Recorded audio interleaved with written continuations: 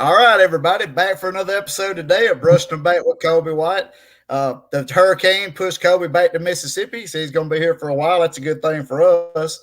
And today we have the good fortune of having a former major league second baseman, Mr. Jeff Fry, who spent quite a few years in the league. So we need to bring in an expert on the topic we're talking about today. Colby, I don't know if you know this or not. This guy might be a little too old for you to know who he is, but this guy was one of the better. He's top 15% middle infielders, probably of my lifetime for sure. And like I said, he played for quite a while. So when we get to talking about the subject we're talking about today, you're going to find out his expertise is going to lend well to the discussion. Jeff, can't thank you enough for being on today, brother. We appreciate it. Thank you, William, and appreciate it, Colby. All right, now, Jeff, here's the problem. We run across some videos on the internet about experts trying to show young men and young women how to be the very best baseball player they can be. They are trying to convince these young people through ridiculous tactics that it will make you a better hitter, better fielder, whatever, by going through these exercises. Now, I know you're a huge supporter of big bucks for better batting averages. That's correct, right? Oh, yeah. Oh, yeah. You're a huge fan of that. Mm-hmm. Now, I've seen a few videos you've put on that, well, let's just be honest. You've torn down a few of these beliefs. You have some of the better I hate to call them mockumentaries, but they are. I mean, you're not mocking the young people. Let's get that clear. That's nothing you put on the internet is being negative toward the kids, right? No, sir. No, sir. I mean, it's complete opposite of that. I'm trying to educate the parents first and foremost that a lot of this teaching that they're paying for a lot of money for is not helping their kids' development. And these videos that I post are all, I was thinking about this a minute ago. At first, when I first started doing this, I'd go kind of sometimes look for some of this content and stuff. I don't do that anymore. Every single thing I post is sent to me by people. And, it's just, they know it's ridiculous. And I think it's almost gotten to the point where if somebody sees something silly, they're like, I wonder what Jeff Fry would think about this. And they send it to me. And that was never the intent of this, but these videos that I post have all been posted before. So when people get upset that I repost it and say that I'm mocking the kids, it's completely ridiculous. I would never do that.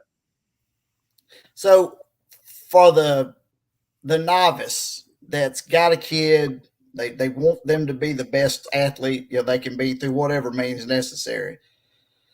When you jump on the internet and you try to disprove some of this ridiculousness, this absolute absurd. Some of these videos are absolutely absurd, some of the techniques. But they say, well, who is this Jeff Fry guy? Well, tell everybody exactly who Jeff Fry is. I mean, it's not like you're just some scrub that played Little League and then, or American Legion ball, and now you're out here trying to tell everybody what an expert you are in the field. Give a little of your back history. Well, I mean, that's the funny part of it is, I guess because of social media now that you can, guys who never even made their high school teams are talking trash to former major leaguers, and it's pretty funny. It's, they call me Judy. I'm a Judy hitter because I didn't hit home runs at 5'9", 160 pounds when I played. I mean, I was taught to hit the ball on the ground, hit the ball on the line, and not hit home runs because I couldn't hit home runs. And but anyway, I played. I was fortunate enough to play for 15 years professionally, just over 9 years in the major leagues. And, if it wasn't for a few injuries, I would have had, I think, at least 10 years. I had, I think, 8 surgeries while I was playing in the major leagues and 5 knee surgeries. And, it's kind of tough to overcome that stuff. But 15 years professional, I hit 290 in the big leagues. I was a solid defensive player, good base runner, just kind of all-around guy that, at the end of my career, I turned into a utility guy and played every position in the major leagues except pitcher and catcher. And probably could have done that if you had to. Hey, in today's MLB, in some of these games they got going on, you probably would have had a chance to pitch. I used to ask Jimmy Williams all the time if I could be if we had a blowout, if he'd let me pitch, and in Jimmy Williams fashion, he would cross his arms and he'd go, Frito, if I let you pitch and you get hurt, I'm going to get fired. So you're not pitching. But I was the emergency catcher. Never had to go in. I probably would have been terrified trying to catch in the major leagues, but I would have strapped it on and done it. My team needed me. Well, what's funny to me about that whole, like, I guess from a pitcher's point of view, they'll tell us we can't have you hit. We're scared you're going to get hurt. And that makes sense to me because of the way the torquing is, chance of getting hit by the ball, various different things. As a pitcher, as a position player pitching, it's like, man, I couldn't imagine catching or standing behind the plate and catching and then thinking I'm going to get hurt pitching. You know what I'm saying? Right. And it's so different throwing off the mound too. I threw for my college Southeastern right before I went to Winter Bowl. I threw in the alumni game. I threw like an inning, and my arm hurt for a freaking month. Just throwing off the mound, to use different muscles and all this stuff. And then I was telling you earlier that the senior league I play in, we had a blowout game. I was like, let me pitch an inning, and man, my arm hurt for a month doing that. So just to me, it's not worth the risk. A lot of these position players, it used to be maybe a 35-year-old veteran guy who's at the end of his career. Let's throw him in there for an inning in a 15-0 game or something like that. But now it's Hanser Alberto for the Dodgers had like 11 or 12 appearances this year as a utility infielder. What happens if he blows his elbow out? That's right, exactly. That's crazy to think about. I've seen the full evolution of the bringing the guy. The only time you used to ever see a guy not come out of the pen to pitch was way back in like Little League. Mm-hmm. I do remember back in college though. I'll give a prime example. Colby went to Mississippi State, and they had a guy at Mississippi State back when Clark and Palmero was there. Bobby Thigpen played in the league, and he was an outstanding right fielder. He just happened to be a really good relief pitcher. So they would call to right field. They'd bring him in the ninth inning and make the call to right field to close the game out. So that's Roger so long ago, though. You think that's crazy to even think about that, especially with the kind of money that's involved in the majors now. So, yeah, there's a guy named Roger Kishnick who played a little bit in the big leagues. It was a power hitting outfielder, would also come in like a closer's role occasionally, but not many guys. And that's what I think what makes what Shohei Ohtani does is so remarkable. That this dude is a number one starter and a 4-hole hitter or 3-hole hitter in the major leagues. It's incredible.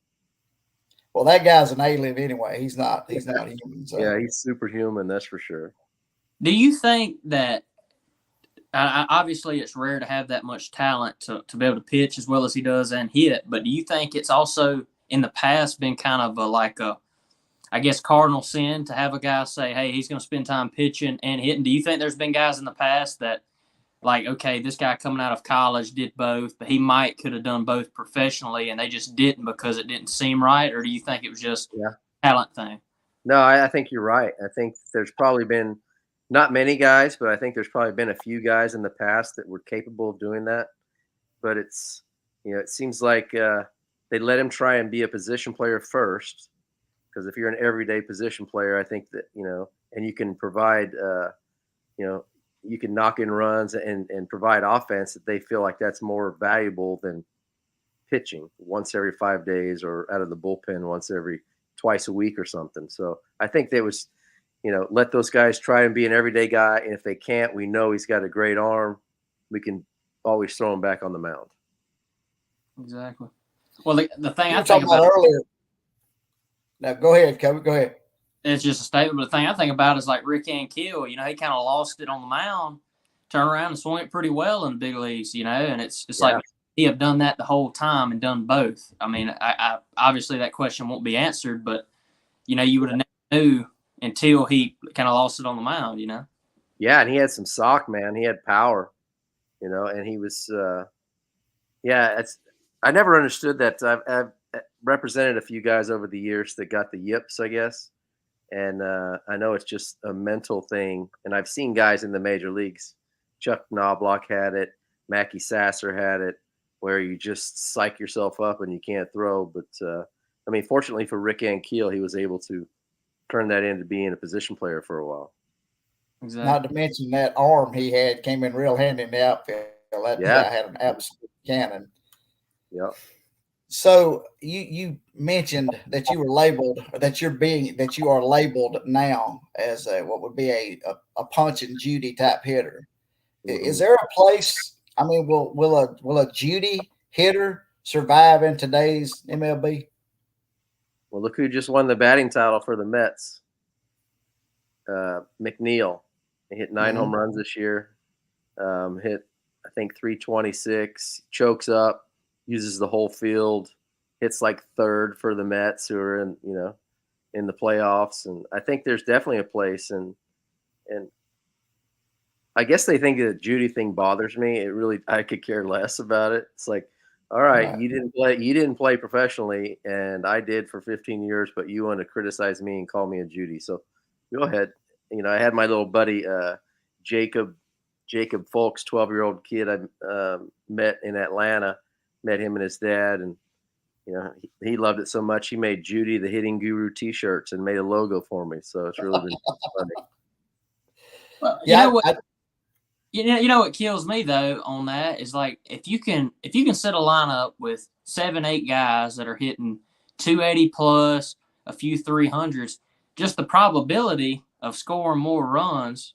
I mean, it's just there, And obviously, I think baseball. Do you think it's more from a baseball standpoint of fans coming in? Because the fans, and not even the baseball fans, but just people that go and see a baseball game, I kind of think that it is shifting toward that, to say, hey, these people have never seen baseball before. What is going to keep them coming back to baseball? They want to see a guy hit a ball really far. Now, the baseball guys want to see good hitters, And I almost wonder if that ain't what it is. Like the person that doesn't follow the game, that's just, oh, let's go to this baseball game to find something to do on this Friday night or the Saturday night, and they don't know anything. Just like if I was to go to a hockey game, I want to see somebody fight. Now, the hockey fans, they might like that, but they probably like seeing other stuff than that, Yeah, and I think that's one of the things that Major League Baseball is doing wrong, is they're trying to attract attention from a new audience, and they're losing their audience they've had forever. The baseball lifers, the guys who would watch a game just because it was on, now don't want to watch a game because it's boring. And I watched a little bit of the playoff game yesterday between the Indians and the Rays. I mean, 1 run in 15 innings, 11 hits, and 39 strikeouts. Who wants to watch that? And it's not like it was Nolan Ryan against Randy Johnson. I mean, the pitchers were good. Glasnow was nasty for Tampa, but he threw 5 innings. And I think McKenzie was really solid for Cleveland, and he threw like 7. But, I mean, when you hear that there are 39 out of like 93 batters in the game, 39 of them were strikeouts. I mean, is that entertaining to anybody? To me, you're a pitcher, so it probably is entertaining to you. But let me ask you a question, Colby. Who would you rather face? The big power hitting 4-hole hitter who strikes out 40% of the time and might run into one, or the guy at the top of the lineup who hits 320, who hardly ever strikes out and is going to find a way to put the ball in play? Who would you rather face? I mean, I'm obviously going to face the 40% strikeout, and and that's what kills me is, like, I don't understand. I guess baseball goes in waves, maybe so, maybe not, but at some point in time, I feel like they're going to have to get back to the old school, hit it where it's pitched, don't swing and miss, and it's like now the 0-0 swings and the 0-2 swings are exactly the same. And you're seeing that as a pitcher, and you're like, heck, if I just get it around the zone, I'm probably going to get a swing and a miss, Mm-hmm. Yeah, and you throw hit it. You see guys swinging. Yesterday's game, I saw, man, so many guys swinging under the ball, and it's a pop-up, and it's a can of corn to the outfield. And it's like, as long as you keep pounding the top of the strike zone, these guys are going to swing under it. So why wouldn't you just keep throwing it there? And I don't know what effect banning the shift, which I'm totally against, is going to have on the game. But now maybe guys will stay back and try and drive the ball the other way a little bit. I don't know. I mean, I think it's sad that hitting is so bad in the major leagues that we have to change the rules to make it easier for guys. To me, that's embarrassing. Exactly. Well, and the thing to add to it, you hear everybody talking about carry, four-seam fastballs and stuff, but everybody's swing path is like this. Mm-hmm. It's like, how are you going to hit a flat, plain four-seam fastball when you're swinging like this? Like, you might hit that sinker with a little depth on it. Right. So, to me, if I'm a hitter and I know, hey, this guy has a carry fastball, I'm not going to drop the bat head and try to elevate.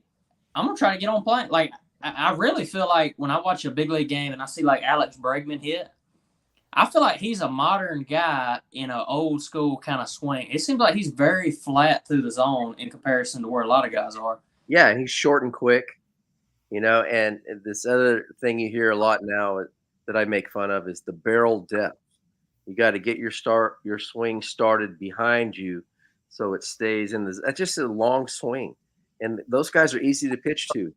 It's the guys like Bregman that has the short, compact swing that, you feel like this guy can adjust to any pitch and hit it. But a guy who's just looking dead red groove fastball that starts his swing early and a long swing, how's that guy going to be able to adjust to off speed? Exactly. He can only hit one of them. Yeah. And, so he runs into one every 4 or 5 games, and in the process he strikes out 12 times. Is that really helping our team score runs? I mean, we can't. 1 run scored in 15 innings, and I've played a lot of extra inning games in my career and stuff like that, but if we got a guy on, we're trying to get him over. We don't want to wait for a home run, and everybody yesterday was, I don't know if y'all saw the game, but everybody was trying to end it with a home run. It's tough to watch. Well, all they want today, they don't mind the strikeouts. All they want to see is the long ball. They want to see bombs. That's all they want to see. I saw you talking about the 39 strikeouts, and I could be misquoting this. I think I saw this correctly, that Aaron Judge, who set the AL home run record this year, struck out the same amount of times that Tony Gwynn struck out in the entire decade of the 90s. Yeah, I believe that's right. He did that in one season. He had that many strikeouts in one season. And, of course, Tony Gwynn, one of the greatest hitters that ever lived, that might not be fair to make that comparison. Of course, he didn't hit the long ball either, but he did something that a lot of folks didn't do. He hit the ball where it was, and he made pitchers look really bad at times. Yeah, he did. And his job wasn't to hit home runs. His job was to hit line drives and be a table setter kind of guy, and that's what he did. And there's a lot of guys like that. Rod Carew wasn't a home run hitter. Wade Boggs wasn't a home run hitter. Those guys probably could have hit more home runs, but they have to sacrifice their batting average, and that wasn't their game. Ichiro, look at Ichiro. That dude was, he'd hit a 2-hopper to second and be standing at first base. Yep. Especially if you had to chase it for any length of time, like up through the hole. You didn't have to worry about wasting a throw. No, and people don't understand the pressure, and I'm sure you do, Colby, the pressure it puts on the defense when you have a guy who might bunt, a guy who can really run. As infielders, you got to move in a little bit. And any ball to your left or right, that by much, this guy's got a chance to beat it out. And then if he gets on first, Colby knows what it's like to have to hold a guy. And, it just puts pressure on the defense. And I'm interested to know what Colby thinks about, and I guess you've already dealt with it some, the limited amount of times you can throw over to a base. Yeah. Let's see. What level was that they interpreted that in 21? Was it might have been low A? Because they try it in the minor leagues. Mm-hmm. Remember which team I was on at that time when we were doing that, but to me it makes it to where obviously they're doing it to speed up the game. But if that rule, are they interpreting that into the big leagues over is it next year they're going? My thought process is on that. What good does a home run do you when they have that rule? Well, if somebody slaps a ball and gets a hit, gets on first base, he's got any kind of baseball IQ and is able to get them to pick over and get back safely. Well, the third time you got to pick him off. If he's not out and he gets back even to first base, you grant him second. So to me, the contact hitter is going to be more valuable with that rule being coming into effect because, and something just speaking on like old school baseball and the way the game's supposed to be played, I can remember, and obviously fundamentals and all that when I was younger was obviously way worse, but like junior college, even Division I, it's not as much of a home run as it is in pro ball, like selling out to the home run. Now there are some that still try to hit home runs, but vast majority, like at State, my hitting coach at State, I noticed his approach with those guys. It wasn't selling out for a home run, and it was very tough at bats and inter squads because you felt like you could never put a guy away. Mm-hmm. But I noticed in pro ball, not as many guys on base. You're not sitting there worrying about, I got to be this different look to the plate, this time to the plate. I got to see his lead, this, that, and the other. A lot of times they're just standing over there waiting for something to happen at the box. And just as a pitcher, there's not as much chaos. That's the thing I think about. I remember sometimes in high school, even high school, there would be chaos when somebody got on base because you're like, I got to keep him at first. I can't get him to second because anything could happen. You make an error in high school and that guy scores from second. You know how bad things can go in high school. But, yeah, it's a lot easier to me, and this sounds crazy. I guess not pitch to pitch, but like as a whole to pitch actually, which I haven't played the big leagues, obviously, but just in minor league baseball than college was, just for the simple fact that they're not trying to swing and miss. They're using an aluminum bat, no swinging and missing. I mean, some do, obviously, but they're not to the same extent.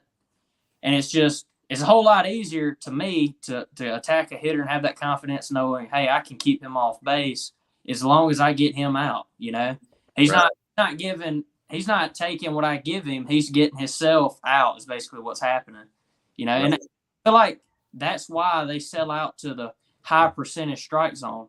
Hey, throw the ball over the middle of the plate. Like back during the 90s and early 2000s, back when guys were pitching, not just throwing power stuff, well, you had to hit that corner to that spot because the odds of a swing and miss were so low, and it's and it sounds kind of dumb to hear people say, oh, he's trying to throw the ball over the middle of the plate. But when you look at the swings now, he kind of don't have to throw it anywhere else. I mean, what's the odds he's going to be dead red on that pitch and hit it anyway, Yeah, and now you've seen saw guys yesterday, just like, 1-2 count, dude throws a dead red fastball down the middle and they take it. It's like these dudes are guessing.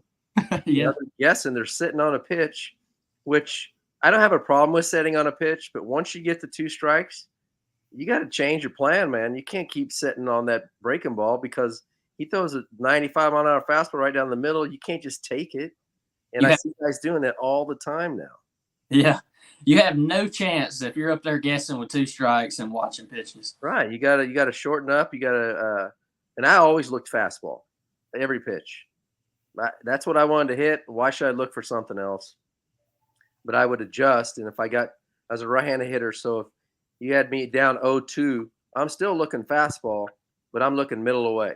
And if you throw me a sinker hard and in with 2 strikes, and I'm gonna try to foul it off or do whatever I can with it. I'm trying not to take it, but I'm thinking you throw me a fastball middle away with 2 strikes, I'm gonna drive it to right center. That way I could stay back enough to hit off-speed pitches. Exactly. Well, I mean, just hearing, your obviously your take on hitting and all that, it would seem like to me. Oh, well, that was a quick one. He'll be back in eventually. I didn't turn him off. He turned himself off. These calls up. But just taking back from like your philosophy and back when you played, was it easier for you pitch wise to hit I would assume it'd be easier for you to hit a 4-seam than a sinker that, if you had to pick out of the 2, correct? Absolutely. I hated sinker slider guys. But guys who threw hard 4-seamer, man, I love facing those dudes because I knew I could time it up. That's why I did well against Randy Johnson. Had a straight fastball. Yeah. Roger Clemens he would throw it both fast, a 4-seamer and 2-seamer.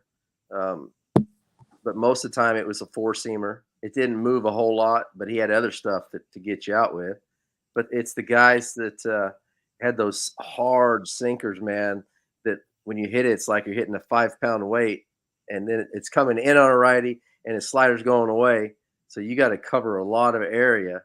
But, I mean, we could hit anybody's four-seamer, man. It didn't matter how hard they threw. They weren't throwing it by us very often. Oh yeah, and that's what's crazy to where the game is now. Like, from my little take in pro ball, I throw a straight four seam, and everybody used to say, "Oh, it's flat, it's flat, it's flat." Well, now that I've gotten into pro ball and the way they're teaching people to hit, to get under it, like you was talking about earlier, like you said, you just throw a fastball high, they're not going to catch up to it, and there's a very low percentage chance that they do. It's actually probably an accident if you locate a high fastball and they're dead red on it. But those sinker guys, like if you look at the numbers, obviously I don't know the exact percentages, but sinkers don't really get swings and misses right now. No. And you're in the 90s with all the guys that were throwing sinkers back then, man, they were just dominating if you had a really good sinker, it seemed like. So yeah, and you could know they were going to throw it, and you just still beat it into the ground. You know, maybe you could get a hard ground ball base hit like Kevin Brown. I played with Kevin Brown. You probably don't remember him, Colby, but I mean, he threw like 95 to 98 mile an hour sinker and always kept it down. He wasn't trying to throw it down the middle. He was painting it, and everybody hated facing this dude. But he'd also sometimes lead the league in hits given up because he's pitching to contact. And, you know, some of the infields were really fast, and those hard ground balls would get through. But still, he'd win 20 games a year, you know, going 240 innings or whatever, and just pounding the strike zone with his two-seamer as his slider. Kevin Brown, that dude was there was moments of dominance. That dude was unbelievable at times. Oh, he was. He was tough. All right, so I got a question for you. Okay. With the trend in hitting, well, let's let me back up. I got an 8-year-old kid. He wants to play Major League Baseball one day. I jump on the internet and I find the hitting guru, or I find Teacher Man Hitting, or this Jeff Lyle character I run across all the time on YouTube. And they're trying to show me how to get my kid to bat 208 and hit 50 homers a year in the majors. You're the exact opposite. So why would they want to listen to you? Because the type of hitting that you're showing them to do is not fun. It's not fun at all. It is when you get 3 or 4 hits a game. All right. You know, well, that's what I'm saying. I mean, is that why you're getting? I mean, I joked with you earlier when I talked about the blood feud that you had with some of these guys on the internet. I mean, I've never seen one individual have such an effect on a group. You know, the hitting gurus of the internet. I mean, you are a fan favorite amongst most all of them. Yeah, they've all blocked me now. It's really funny because when I first got into this, you know, I can tell you how it started. I saw a video. I'm on a group text with a couple buddies of mine that are scouts, and we send each other these funny things we see. And so somebody sent this to me, and I went in the backyard and had my son video me making fun of it. It was like a 12-second video. And I posted it, and the scout goes, "Man, you got 400 views on that video." I was like, "Really?" It's like, that. What does that mean? I didn't know what that meant. And then an hour later, he goes, "Man, you got 4,000 views on that video." I was like, "No way. What does that mean?" I didn't have any clue, right? And so I'm like, all right, I'm getting ready to go to bed, and I look at my direct messages. It's pretty new to Twitter at the time. I really didn't understand much about it. And all these people were coming after me, man. They were like calling me names, calling my kids names and stuff. And I was like, who are these idiots?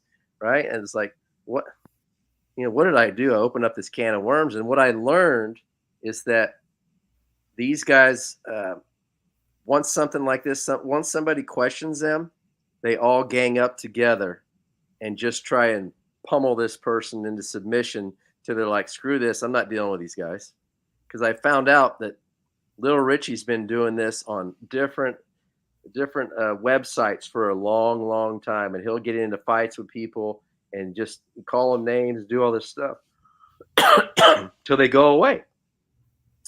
But they don't know me very well, and all they did was, inspire me to make another video, and that one had like 100,000 views, and then it was on, and then these guys are coming after me, and now I'm just. One of my old clients of mine the other day called me the Grim Reaper. Grim Reaper of hitting gurus. So I don't think it's a coincidence that I'm blocked by Little Richie, Ches Angeloni, Joey Cunha, this Sandio character that I Oh yeah. posted the other day. He's now blocked me, and now his account is private. So all these tough guys on the internet, that are trying to reinvent hitting, have all blocked me now. Every single one of them, and I think it's hilarious. And I get a kick out of it, and people. It seems like people are starting to pay attention. I know there's a lot of people in professional baseball for sure. All the former players support it, except the ones who work for Perfect Game and PBR. They can't support it because it's gotten into their pocket. But all the scouts support it. They just can't speak out because they work for teams. Right. But there's a lot of support out there, and hopefully parents are paying attention. Well, I kind of wish YouTube would have been around when I was coming up. I would have learned so much about it. My dad just took me out in the backyard with a $12 like Easton bat from Walmart or TGNY or somewhere, and he just threw baseballs at me, and I just swung till I kept hitting them. So I was doing it all wrong for forever. So that's the way I would recommend doing it now. And to all the parents out there that want their 8-year-old to be a major leaguer, do some research and find out what the odds are, and then once you see the odds of somebody becoming a major leaguer and they're so slim, maybe just go out in the backyard and let your kid be a kid and have fun. And if he has it, if he has the desire and the work ethic and the ability, he'll make it happen. Ask Colby. It's what you got. Is a very select few people that actually have enough ability to play professional baseball, and even a smaller group that have the ability and the mental toughness to play in the major leagues, that let your kids be kids, and it's their life. It should be their dream, not yours, mom and dad. Exactly. I like that, because the first thing I realized in pro ball was when I'm on the other side of the world, it felt like, which I just north part of the United States that I've never been to, mom and daddy ain't there when I'm struggling. It's 2 a.m. I'm on a bus ride going all the way back home. Got a game the next day. Can't sleep. My arm's hurting. This is happening. To that kid that had this mom and dad lay everything out for him and do everything for him and push him to do this, he's not going to make it when he gets in that situation. That's what I got to realizing real quick is you have to love it. I don't find out how much you love it, man, and how much you want it, because it's not easy. It's not easy. Oh yeah. I never considered. Let me ask you this, Colby, because people say this all the time. One of the most overused words, I think, is grind. Oh, our 12-year-olds are grinders. And it's like, come on, man. It's not a grind.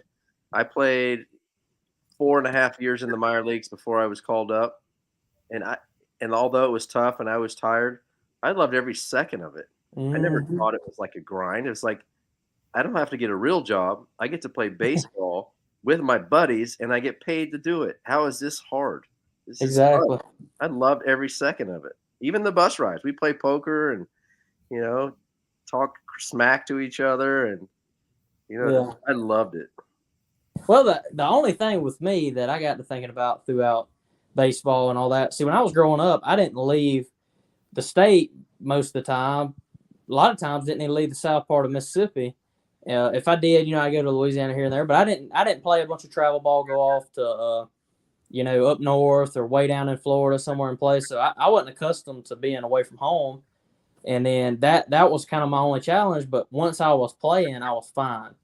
That's when I got to realizing, okay, I'm going to have to stay busy. And it was actually kind of a good thing, I think, because you get it missing home, you got to work on baseball.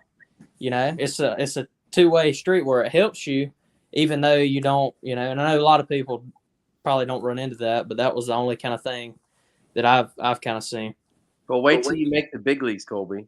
It's going to be the greatest day of your life, and the thing that one of the things for me was, it wasn't just that I individually made the major leagues. It's all my family members and friends that, are part of this journey that have helped me along the way, and what it means to them to have their son or their cousin or whatever be on TV playing professional baseball, man. It's like they made it, and they can tell all their friends. It's like, yeah, that's my cousin on the MLB tonight or whatever. It makes them all proud. And that was the thing that was really cool for me is seeing all my family members just so proud of what I accomplished, like they did it. Exactly. Well, I would think it would kind of get you back to like when you were 7, 8 years old. You're sitting there thinking, when you're in professional baseball and you're 30, man, I must have done something right throughout the way to be able to, and like, I don't know how guys do this, but to be able to stay in the big leagues, like you were saying, you almost had 10 years, man, that's unbelievable, because every year there's more talent, there's more guys coming in, and to be able to stay an alpha and stay up there and do well, I feel like it has to take unbelievable discipline, even more so than just getting there, Oh, it does. I mean, they say the hardest thing at first is to make the major leagues.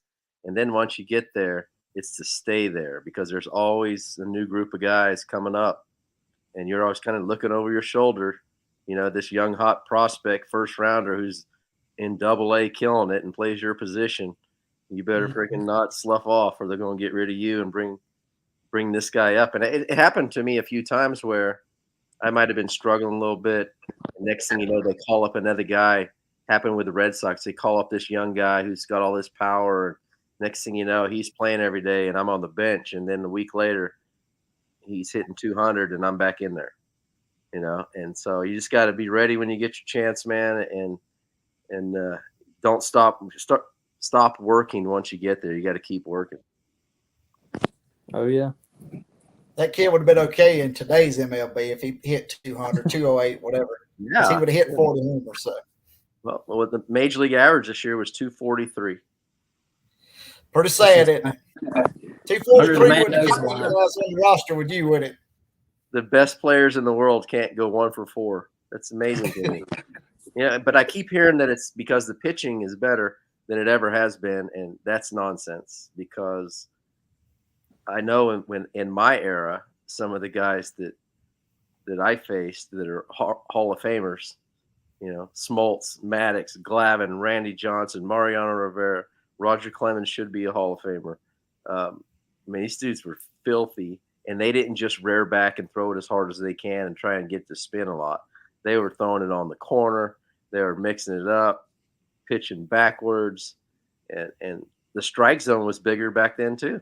Oh yeah, that's bigger. what I was about to throw in there, man. Way bigger. The strike. I mean, if I had that little thing on TV now, I promise you I'd have hit over 300 in my career. Oh yeah, pitches this far off the plate were strikes almost all the time, and sometimes you're facing a future Hall of Famer like Maddox or Glavine, it was 4, 5, 6 inches off the plate, because nobody was telling the umpires after the game that they missed this many pitches. Now these umpires are afraid to miss pitches. Mm-hmm. Well, man, did you personally, did you ever have some, this is off topic, I guess. Did you ever face Maddox? Yep, one time. Man, what was that? I mean, what did that look like? Like a wiffle ball. Yeah, I went 1 for 2 with a walk against Maddox. And a funny story about that, he didn't walk anybody, by the way. But funny story was, I think I was hitting second that day, and I saw him before the game, maybe first. But I saw him in his warm-ups. I saw how he gripped the ball, and I saw how he put it in his glove. And then he would motion for a cutter, right, which was one of his pitches. He's sinker, cutter, changeup, curveball, not many sliders. But I noticed his grip, and he put it in his glove when I was hitting off him. And I was like, he's throwing me a freaking cutter right here. And sure enough, he throws it over the middle part of the plate, and it breaks toward the outside part of the plate. And I just stayed back and hit a line drive to right field. That's the only that was the only game I ever faced Greg Maddox. But I faced Glavine, Smoltz, Randy Johnson, Mariano Rivera, Roger Clemens, all those dudes. That's insane. I'm old, Colby. I don't know that. Sir, you would have been booed in today's MLB for staying back on that pitch and driving it to the opposite field. Yeah, no doubt. I wish what a lackluster effort that was. I wish if they would have shifted me, they'd have had 3 guys on the right side. So then I'd have just got out the head out early and rolled over one to shortstop. Yeah. Well, the thing that's interesting to me about the whole discussion on the differences in hitting styles and all, when you look at like a Tony Gwynn and the people that look at the sabermetrics and all, and they look at WAR, wins above replacement, his wins above replacement is higher than a majority of the home run guys. Mm-hmm. And it's like you sell out for something that, for whatever reason, you sell out to hit home runs, and then the numbers directly tell you. Actually, the numbers at the I don't know what you call it, the new school analytics people talk about, actually disproves their way of hitting, to say, well, you don't have to do it only one way.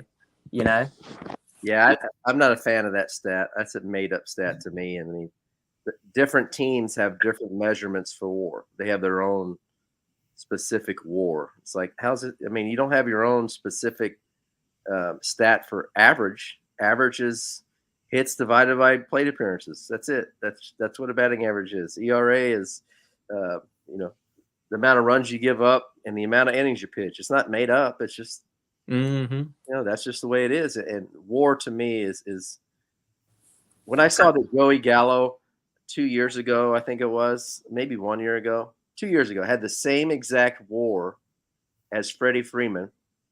And Freddie Freeman hit 300 with like 30 homers and 100 RBIs, and Joey Gallo hit like 190 with 40 homers and 190 strikeouts. It's like 208, sir. He batted 208. That's the big deal with Joey Gallo. He's a 208 hitter. Not anymore. You know what his career batting average is now, William? I have no idea. 199. Holy cow, that's ridiculous. There's but it's no okay way. Because he hits 40 homers a year. That's what they're looking for. Not anymore. This year he had 56 hits the whole season, like 20 homers with 160 strikeouts or 140 something strikeout. 320 something at bats and 140 strikeouts. Crazy. Well, what kind of kills me is, I hate to name drop Chris Davis, but like, he was that kind of hitter, and for a year or so, I think he might have hit around 270, 280 and did pretty well. And then I guess he really wanted to settle out to hit a bunch of home runs, or maybe just struggled with bat to ball skill. But then he signed a big contract and kind of faded away.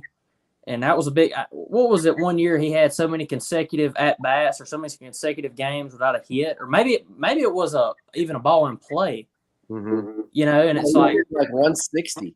And I know Chris Davis, a great dude, but yeah, he really fell off the map, man. It was hard to watch, and it's when guys are getting paid $25 million and they can't even put him in the lineup because they know they're not their team. That's got to be tough on your ego a little bit, that listen, or they release you when you have 2 or 3 years on your contract because all you're doing is taking up a roster spot. Mm-hmm. That means you're not doing well. Right? Exactly. Well, and the thing that kills me is like when you look at guys that are pretty much on top of the game, they're the top, 10 hitter in the whole league, and then that just shows you how hard the game is. That's what I think about all the time when I think about the big leagues. It's like, you might have it today, you might have it 2 years from now, but if you don't stay on top of it and figure out what it is that makes you good, or figure out why you're having the success you're having, then it'll go away quick. That's what's insane. Some of the best hitters in the world, and that kind of thing happens. I guess it's from the pitching side too. Yeah, you can lose it, man, and they'll send you out. They'll send you out as soon as you're not performing, because there's somebody else they're going to bring up your spot. Exactly. Well, Jeff, we've run a little short on time tonight. We actually, I heard the word analytics come up. It popped in my mind. We'll have to have him back on because he's got 2 hours worth of just conversation about the analytics. And, the numbers. So before we get out of here, though, we do want to know, like, besides eviscerating certified hitting gurus on the internet, what else you got going on, and where can fans reach out to you? Yeah. Okay. Thanks, Gwen. I have been getting a lot of opportunities to do keynote speaking. I booked 3 speaking engagements last week. One's going to fly me to Springfield, Massachusetts for 2 days, and I'll speak up there to the Big Brothers, Big Sisters. Another one is going to be in Lexington, Kentucky. They're going to fly me in to speak to their organization. Another buddy of mine is going to have me and my Colonel friend, Colonel Craig Flowers, come up to Prosper High School and speak to those young men. But I've been doing a lot of that. That's why I started all this. I started all this because I saw a guy speak to a high school and thought he was good and thought that I could do this. And so I was like, I have to develop a presence on social media so that people know I even want to do this. And so I did that. And now it's starting to come. I got a couple baseball camps coming up. I'm doing brand ambassador stuff. And I'm just having a ball eviscerating these hitting gurus, man. Eviscerating. Yeah, you like that. I was trying to think of the proper word to explain exactly what you're doing to these poor guys. Eviscerating. Yeah. When in one day the guy goes from I don't know anything about baseball and I suck to private account and I'm blocked. I know he's been eviscerated. Just glad to see you making a difference. Just glad. Yeah. And of course, you can be found on Twitter. You're probably trending on Twitter right now as we speak. At 03JFry, it's capital O. And I don't know why I screwed up and did that instead of a 0, but that's what it is. And then I'm on Facebook, Instagram, LinkedIn. I do some stuff on TikTok, but I kind of feel bad being 56 years old and on TikTok. I just do that to mess with guys. Anybody that catches his video shorts on YouTube, especially, if you need a laugh, it's amazing. I haven't had much success with YouTube. I don't really post much on there. One of my good friends, Hugo Pro Baseball, has like 200,000 people, and that's his full-time job on YouTube. He just goes around and makes videos with people, and he's good at it. So, but I just can't seem to get the YouTube going. But that's no big deal. I'm not on this for followers. I don't really care how many followers I have. I asked my it's all about kids. I asked my girlfriend today. I was like, I saw this guy has 900,000 followers on Facebook. I was like, how do you even find out how many followers you have? I don't even know how to do it. We couldn't figure it out. I didn't think that was possible. I didn't think it was either. That sounds like that sounds like a bunch of bots to me. Yeah, well, I know the Colby, you might know who the Island Boys are, right? I've heard of them, yeah. Those friggin' idiots. They have like tattoos all over their face and stuff and their hair, and they do stupid songs on social media. This one dude has 6.9 million followers on TikTok. So I told the gurus today, I was like, all you gurus who claim that you know what you're talking about because you have a lot of followers, this idiot has 6.9 million followers, and check him out. If your kid came home looking like this, William, you'd bust him. I promise you. I'm familiar with the Island Boys. I know who you're talking about. I don't know I don't know a lot about them, but I know who you're talking about. That's good. You don't need to because they're morons. I think they're in jail now, so I don't think we have to worry about that. So. Yeah, but we can't thank you enough, brother, for being on today. I tell you, these have been two of the most interesting conversations I've ever had, especially with a baseball guy. Me and Colby are baseball guys. You know, he's a young guy, but he's an old soul kind of guy. And we're getting an opportunity to talk to a lot of guys from back in the day, and it's bringing back a lot of memories for me for sure. The Kevin Brown reference you made, I hadn't thought about Kevin Brown in forever. And as you're talking, I'm sitting there I remember highlights running through my head of this guy pitching. He's nasty. And Colby, it's nice to meet you, and I'm going to follow your career, man, and best of luck to you. And like he said, you seem like an old soul, seem like you have all your ducks in a row and you know what you want to do, man. So I wish you nothing but the best. Man, thank you. Appreciate you coming on, man. That's big. Anytime we can even talk to a big leaguer, that's something, but especially have him on our show, that's unreal. Thank you. Well, I'm just a normal guy, man. Just happen to have a pretty cool job for 15 years. You know? Yeah. Oh, yeah. Really cool one. Yeah. All right, everybody. That's going to wrap it up today for our audio listeners. We're going to go to a couple commercials on the way out.